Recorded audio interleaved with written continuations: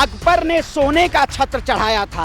हिमाचल के कांगड़ा में एक ऐसा मंदिर है, उन्होंने सोने का छत्र चढ़ाया था। अगर ये सरकार सीधे तौर पे हिंदुओं के ऊपर जुल्म करना चाहती है, हिंदू हितैषी नहीं है, ये विनाशकाली विपरीत बुद्धि की सरकार है। मैं तो याचिका डालूंगा कि लाल किला गिरना चाहिए, उस पर मंदिर बननी चाहिए, वहाँ मंदिर था।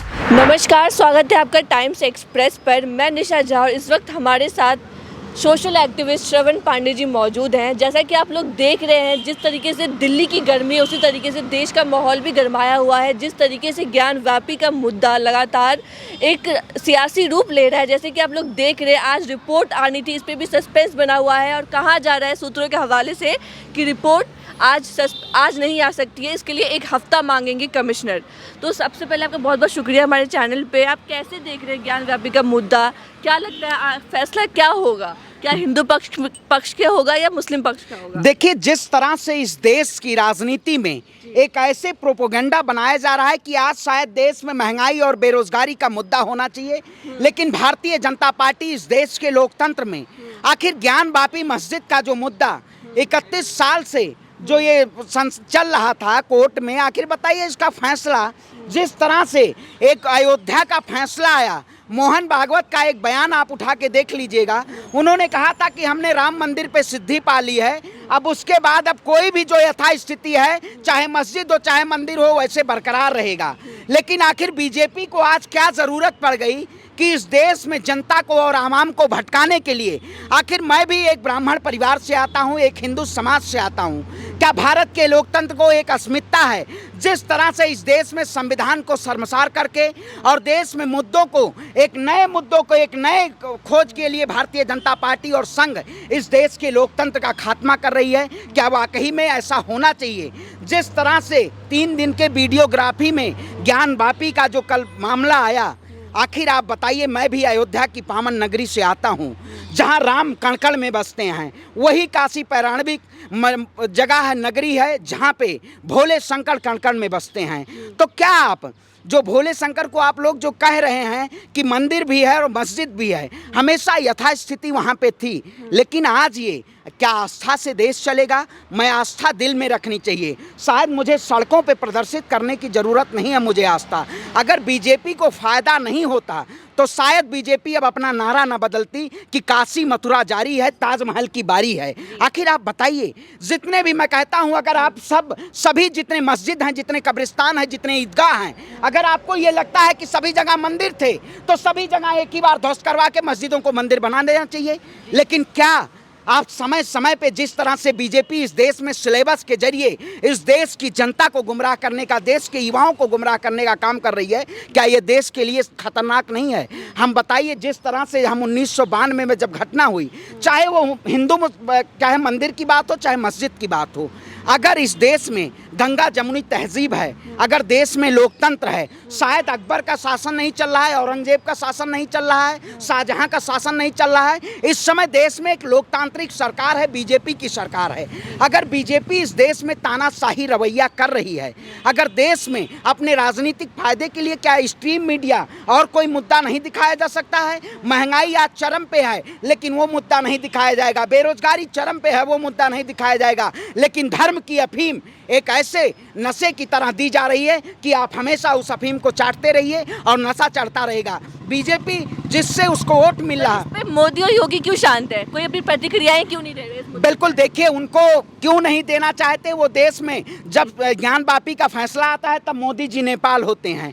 जब इस देश में कोई ऐसे फैसले, धार्मिक सांप्रदायिक फैसले आते हैं, तब इस देश में जब हिजाब का मुद्दा आता है तब मोदी जी दौड़े पे होते हैं, यूक्रेन जाते हैं महंगाई में। क्योंकि आज देखिए, गर्मी की आपने बात की, शायद गर्मी भी, यूक्रेन में युद्ध चल रहा है इसलिए गर्मी देश में होगी, क्योंकि ये अंधभक्तों का कहना है। उनको महंगाई नहीं दिख रही है, उनको बेरोजगारी नहीं दिख रही है। भारतीय जनता पार्टी का नारा तो अब सरसार हो गया, जो कहती थी सबका साथ, सबका विकास, सबका प्रयास, इन्होंने सबका विनाश करने का काम किया। क्या इस देश में अगर हिंदू मुसलमान के मुद्दों को सीधे तौर पे भारतीय जनता पार्टी भुनाना चाहती है, तो हम इस देश की सरकार से और लोकतंत्र में जो है, इस सरकार से हम सवाल पूछते हैं कि आपने अगर मैनिफेस्टो में आपने राम मंदिर का मुद्दा दिया था, अगर राम मंदिर पे आपने सिद्धि नहीं पाई। राम हमारे आस्था हैं, कृष्ण हमारे आस्था हैं, लेकिन इस सरकार ने ईश्वर अल्लाह तेरे नाम सबको सम्मत दे भगवान। तो भारतीय जनता पार्टी को भी सद्बुद्धि देने की जरूरत है। इसने इस देश के लोकतंत्र का खात्मा करने का काम किया है। ये सीधे तानाशाही की सरकार है और इसको इस सत्ता से उखाड़ने की जरूरत है, नहीं तो आने वाला समय श्रीलंका जैसा होने वाला है। ज्ञानव्यापी के सियासी मायने क्या है, इससे क्या फ़ायदा पहुँचे, क्या लगता है, क्या फैसला आ सकता है, क्या वहाँ पे अजान पढ़ी जाएगी या वहाँ पे पूजा की जाएगी, क्या लगता है आपको? देखिए, जो श्रृंगार गौरी मंदिर है जी। जो नंदी बाबा का वहाँ पे जो ये दिखाया कि नंदी जी हैं, नंदी जी की सीधे वो मस्जिद की तरफ देख रहे हैं, ठीक है। लेकिन इस देश में लोकतंत्र है। अगर मान लिया वहाँ पे मंदिर थी तो धार्मिक स्थल एक्ट 1991 ये कहता है कि जब आज़ादी के भारत के बाद, आज़ाद भारत के बाद यथास्थिति चाहे मंदिर हो चाहे मस्जिद हो, वो वहीं पे बनी रहेगी। अगर इस देश में मंदिर टूटती है या मस्जिद टूटती है तो श्रवण पांडे सबसे पहले खड़ा होने का काम करेगा, क्योंकि भारत सभी के आस्थाओं का देश है। कल ये कहेंगे कि गिरजाघर टूटे जाएंगे, कल ये कहेंगे अगर लाखों करोड़ों लोग गुरुद्वारे पे लोग खाना खा रहे हैं, कहेंगे गुरुद्वारों के लिए। आखिर आप बताइए, जो लोग, जिस धर्म के लोग गुरुद्वारे में आप जाइए, आज इस महंगाई में कितने गरीब लोग अन्न और रोटी भूखे हुए जीवन यापन कर रहे हैं। क्या इस देश में मुद्दों को गुरुद्वारा और गिरजाघर और मस्जिदों को बनाया जाएगा? भारतीय जनता पार्टी, मैं कहता हूं, मैं अभी केदारनाथ से लौट के आया, 12 ज्योतिर्लिंगों में से एक केदारनाथ है। आखिर बताइए, केदारनाथ में बीजेपी के नेताओं ने कितने लंगरों की व्यवस्थाएं की है। वहां पे आम गरीब जनमानस पहुंचता है। आस्था एक प्रतीक है। अगर धर्म को हम अपनी आस्था मानेंगे तो हम ये नहीं है पूजो, पत्थर को भी हम पूज सकते हैं। अगर कहीं भी पत्थर है उसको भगवान आस्था मान सकते हैं। लेकिन ये लोग भगवान के नाम पे, राम के नाम पे इस देश को बेचना चाहते हैं। अब इन्होंने शंकर को अपना मोहरा बनाया है, आने वाले समय में ये कृष्ण को अपना मोहरा बनाएंगे। बीजेपी के सिलेबस में सीधे तौर में धार्मिक मुद्दे हैं और किसी मुद्दों पे बीजेपी इस देश में सत्ता में नहीं काबिज हो सकती है। लेकिन वो जानती है देश की जनता को अगर गुमराह करना है तो सीधे तौर पे देश के युवाओं को और देश के लोगों को धर्म के आड़ में लड़ाने का काम करिए, हिंदू मुसलमान के नाम पे लड़ाने का काम करिए। ये सीधे तौर पे तानाशाही सरकार है। लेकिन वीडियोस काफी वायरल हो रही है सोशल मीडिया पे कि शिवलिंग मिला है, शिवलिंग लेकिन मुस्लिम पक्ष कह रहे कि फवारा है और हिंदू पक्ष कह रहे नहीं वो शिवलिंग है। इसे आप कैसे देखते हैं? देखिए, बीजेपी शायद औरंगजेब में भी सोचा था कि बीजेपी एक समय सरकार आएगी, आप शिवलिंग को कुएं में फेंक देना चाहिए वो जुखाने में। क्या इस देश में कैसे बेवकूफ़ बना रही है सरकार? और ये स्ट्रीम मीडिया, आखिर स्ट्रीम मीडिया जो सत्ता में जब सरकार रहेगी उसी को जैसे खबर दिखाना वैसे बनाना चाहेगी। आखिर स्ट्रीम मीडिया धार्मिक मुद्दों को तुरंत भुलाना, आपने देखा होगा जैसे सोनेलाल का बयान आता है उसके बाद तुरंत मीडिया में चलने लगता है सत्य ही उससे यूँ हैं, सत्य ही स्यों हैं। आखिर आप हमारे आराध्य को, भगवान राम को, हमारे भगवान कृष्ण को, आखिर यही बीजेपी पार्टी है जिसने चंदा चोरी भगवान के राम के नाम पे करने का काम किया?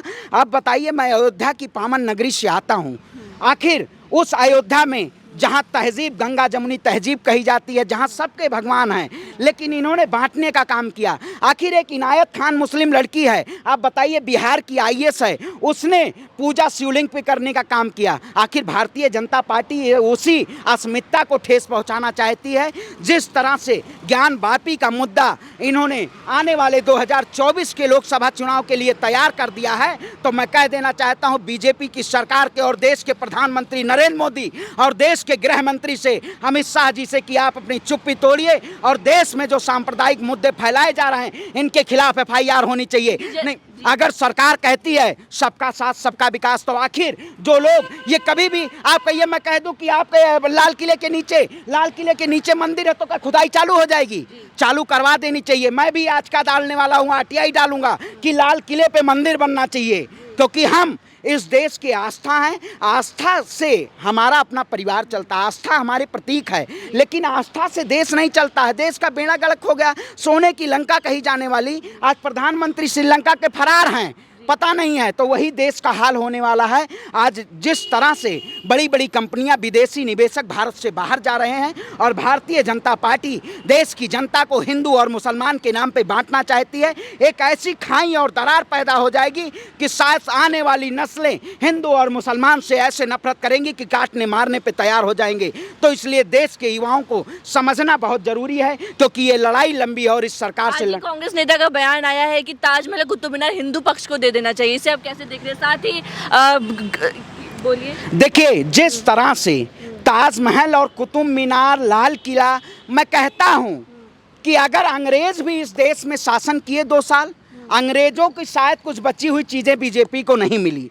केवल अकबर और हुमायूं, मैं कहता हूँ दुर्गा चालीसा में एक लाइन है, अकबर ने सोने का छत्र चढ़ाया था। हिमाचल के कांगड़ा में एक ऐसा मंदिर है, उन्होंने सोने का छत्र चढ़ाया था। मैं बीजेपी वालों से कहता हूँ दुर्गा चालीसा में से अकबर का नाम हटवाइए अगर आप में हिम्मत है, क्योंकि दुर्गा चालीसा में लिखा गया है अकबर का नाम क्यों नहीं हटना चाहिए।